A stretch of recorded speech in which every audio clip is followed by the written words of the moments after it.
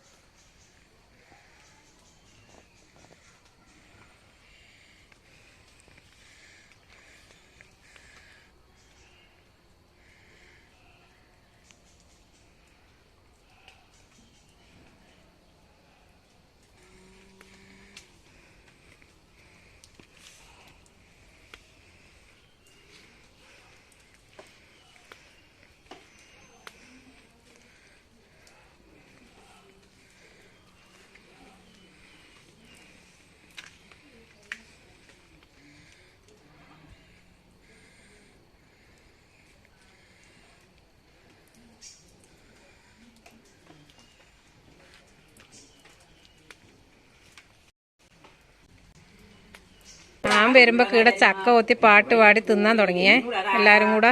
ലക്ഷം മനുഷ്യർ കൂടുമ്പോൾ അത് ലക്ഷണമുള്ളവരൊന്നോ രണ്ടോ ഉടലൊരു ജന്മൊരുത്തനു കാൽക്കൊരു മുടവുണ്ടെന്നു നടക്കും നേരം മറ്റൊരു പുരുഷൻ സുന്ദരന്മാർക്കുകയും ഭൂമിയിൽ എന്നുള്ളതാതാ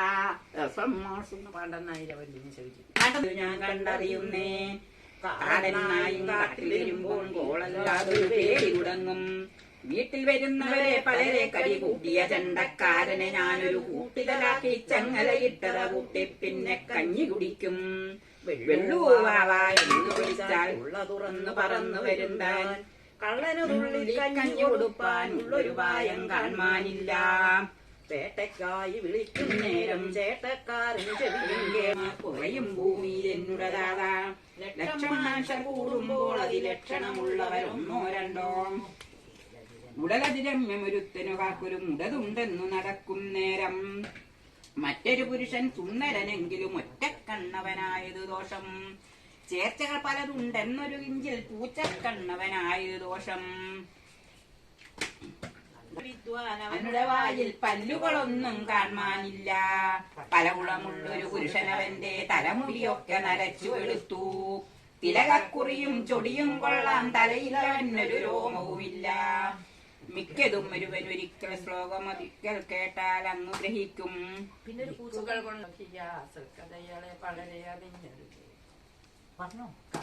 നല്ലൊരു ജാതിയിൽ വന്നു പിറന്നു, നല്ലൊരു ശോഭ ഗുണങ്ങളുമുണ്ട്.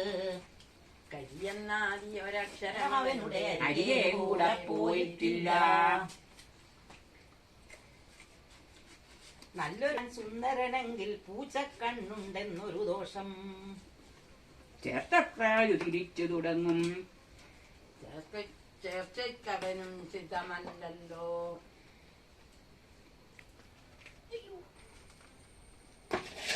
അങ്ങനെ നിർത്തിയാ പോരെ. ചക്ക കൊത്തിയിട്ട് തീരുമ്പോഴത്തേനും ഇത്ര പോരെയായി. ബാക്കിയെല്ലാം തിന്ന് തീർത്തു.